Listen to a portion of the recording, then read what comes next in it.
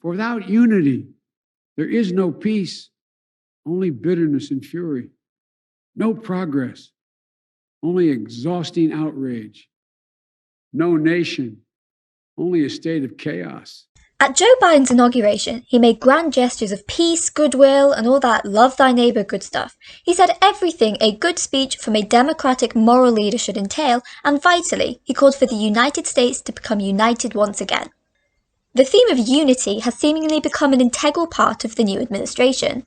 It is blatantly obvious to the entire world, even before the Capitol riots, that America has become a fractured society. Riots, protests, slanderous attacks against one party or another became common during the controversial presidency of Donald Trump. The chaos that erupted under Trump, whether his fault or not, will always haunt America. And many believe Joe Biden will be the guiding light to bring America out of the dark days of Trump and herald in a new era of unity and equality. This will never happen so long as Joe Biden continues to act as he did during the campaign and as he has done during his first few weeks in office. Biden cannot create unity for one very simple reason. When Biden talks about unity, it's always hard to know who he wants to be united with, and to be honest, these could just have been empty words that made for a good inauguration address, or perhaps they were meant to further address inequalities in society. Many of his opponents may view these as either empty words or just more of Biden and the left preaching about inequality. There is a big difference between Joe Biden pursuing his policies designed to create more equal opportunities and creating unity among all American citizens. These are two completely separate issues, yet if anything, he appears to take them as one and the same. His desire for unity comes in the form of creating equal opportunity for all. Yet there is another group he needs to appeal to bring the country together and ward off any more riots and protests, and it's the one group he appears to hate more than anyone. They are, of course, Trump supporters. So much of Joe Biden's campaign appeared to rest on the fact that he was not Donald Trump, thereby gathering support from people who were indifferent about him, yet people who just wanted Trump gone.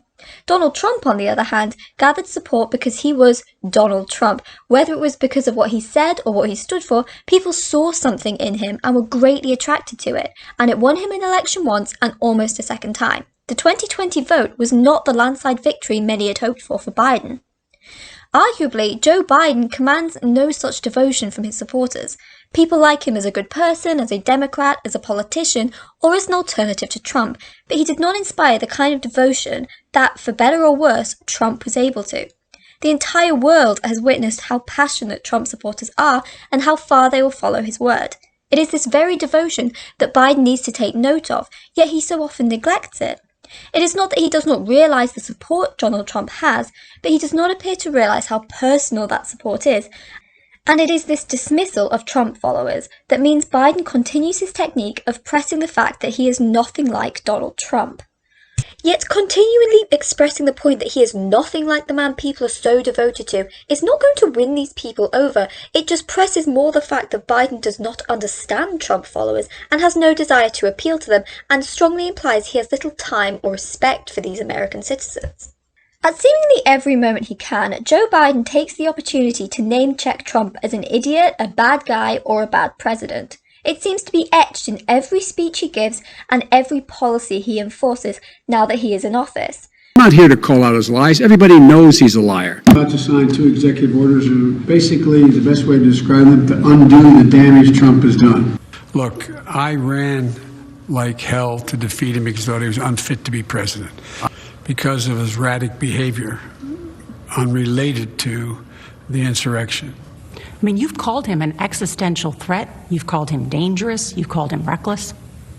Yeah, I have, and I believe it.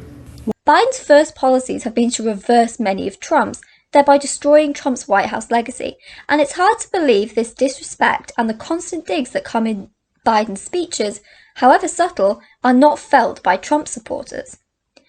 Since winning and being peacefully inaugurated, Biden had the chance to adapt his words and actions to attempt to placate his opponents after he finally won, in the hopes of calming the temperatures in America. He has not done that. It seems Biden constantly reiterates that Trump was an idiot and destroyed America, almost in the hopes of making himself shine in comparison. There's really no reason for Trump's name to come into these speeches at all, other than to make Biden look good in contrast. Yet there is no point in Biden continuously pandering to the media. The media already loves him, they are mostly already on his side. What he needs to do is pander to Trump supporters, calm them down and bring them over to him. It is these constant name checks and digs at Trump that not only annoys people that Biden cannot seem to go a moment without name-checking his archenemy, but more importantly have the potential to tick off Trump's dedicated supporters in the wrong way. But so long as the media remembers and focuses on the fact that Trump is the enemy, Biden can receive no blame from anyone whose opinion actually matters to him. Whether you agree with this or not depends entirely on whether or not you support Biden. But herein lies the problem. If you don't like Biden, if you didn't vote for him, if you are a passive supporter of Trump or a dedicated member of the Trump Club, why are you going to be swayed to the side of a man who openly degrades the man who is the leader of the free world whenever he can, a man people are devoted to and believed in? When Biden trashes Trump or even subtly takes digs at him, it's hard not to take these as insults to his supporters as well. This man was such an idiot that anyone who voted for him must be as well. Now, Trump was even worse about the trash talk, maybe. He was childish, inaccurate, and downright brattish when it came to insulting Joe Biden. But if Biden wants to be the bigger person, rather than just preaching that he is the better person, then he would still enact all the same policies, yet it would not have to come alongside this Trump trash talk. Reversing many of Trump's policies may anger his supporters enough, especially as it was made so public that Biden was reversing these policies as soon as he possibly could. Biden does not have to invite further fury towards him by taking digs at Trump. Calm down, you have won. Trump is gone and is about to go on trial. He is dealt with. His supporters are not. We have seen just how scary Trump's defenders can get when they get ticked off enough. Biden should not be resorting to petty digs at Trump that will further tick off his followers, and may do little to bring in more support from almost half of America who did not vote for him. It's the most basic thing in the world, but when someone constantly takes digs, minor insults, and think they are doing nothing wrong, it can cause deep resentment within the people who that person is actually insulting. And in this case, it's not a single person, but potentially millions who Biden is rubbing up the wrong way. The close election result maybe should have proved to Joe Biden that he had to do something to bring people over to him from Trump, rather than continue to pander to his own party. But he clearly has not realised this, or perhaps he would start watching what he says. For example, his reaction to the Capitol riots last month. What we witnessed yesterday was not dissent, it was not disorder, it was not protest, it was chaos. They weren't protesters. Don't dare call them protesters. They were a riotous mob, insurrectionists, domestic terrorists. It's that basic, it's that simple. Yes, he had to condemn the violence, absolutely, but perhaps there is an argument to say that he went too far in calling the protesters terrorists. Not rioters, not criminals, but terrorists, enemies of America. This was not the kind of language that was going to get these rioters to calm down or change their minds about Trump or Biden. Why would you agree with the man who has just condemned a riot you were either involved in or even partially agreed with? Yes, no other political leader would hesitate in condemning such acts as Biden didn't, but these rioters were not external threats that could be used to rally the American people behind. These are American citizens, and they were not a small, insignificant group that Biden could hope would just disappear. Trump supporters, whether violent rioters or passive supporters, represent almost half of America, as the vote proved. Biden needed to condemn the violence, but he did not necessarily have to use such dramatic phrases that would drive his adversaries even further away from him, just to look big and strong and the opposite of Trump in the media. Not only could this single word have ticked people off the wrong way, but it also could have brought up some other issues for Biden. Now, whenever any protest occurs, regardless of the cause, opponents of that cause can accuse the president of hypocrisy and double standards if he does not condemn future protests that turn violent, as many of them do. Not only this, but anyone can now ask why Biden did not condemn the protests against Donald Trump when he won his Democratic election. Either it was the violence that meant it was terrorism, or it was the fighting a Democratic result. Either way, Biden paved the way for future criticism and backed himself into a corner regarding protesting. By using these simple words, Biden did nothing to turn more people to his side, and in fact invited greater scrutiny in the future from anyone who opposes him. He can now easily be called out as a contradicting hypocrite with double standards, and Trump supporters, who he does nothing to placate anyway, will be the first accusers. Although those riots were almost a month ago, and although there have not been any large-scale protests against Biden or for Trump since then, it doesn't mean they won't come, and it doesn't change the fact that this speech did little to unite Biden's people or his country. and he could have in fact just made things worse. He chose these words to condemn Trump and his followers as much as he possibly could, in the hopes of creating more public support for himself. However, these words were never going to win over the people he most needed to. It was just going to tick them off even more. Even when Trump, and consequently his followers, are not being outright blamed for things, whenever Biden talks about making a change, it is still strongly hinted that he needs to do this because it has been Trump and his right-wing followers who have been causing all of these problems to start with. These tend to be social issues, environmental issues, racism, those kind of things that the right wing is often blamed for.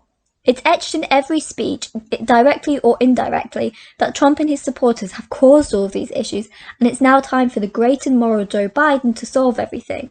If the right wing and Trump followers are solely to blame for all these social problems, calling them out on it so directly, or even hinting the moral difference between them and the Democrats, will not get them to change their minds, or more importantly, convince them to change their actions. The simple problem that prevents Biden from creating unity is the most obvious thing in the world: his hatred for Donald Trump and his distaste for Trump supporters.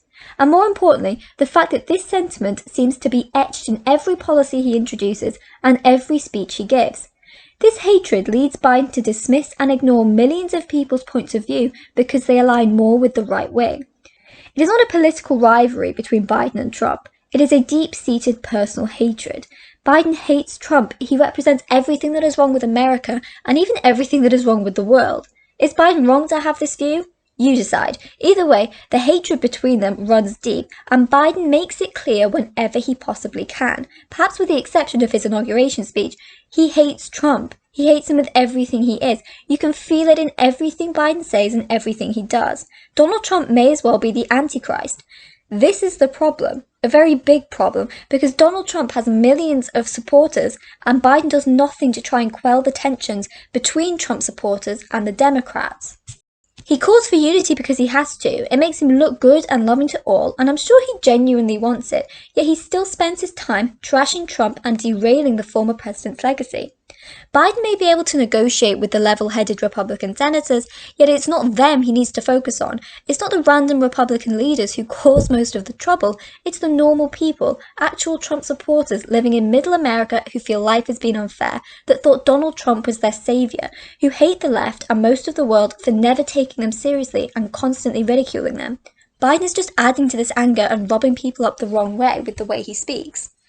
Whether Biden is justified in trashing Trump is irrelevant. It will never bring his country together. He is worrying about unity and placating people in the wrong places. Creating peace and unity may never happen. It may be impossible, otherwise we'd all be living in a utopia. However, Biden does not have the luxury of driving those who already don't like him even further away.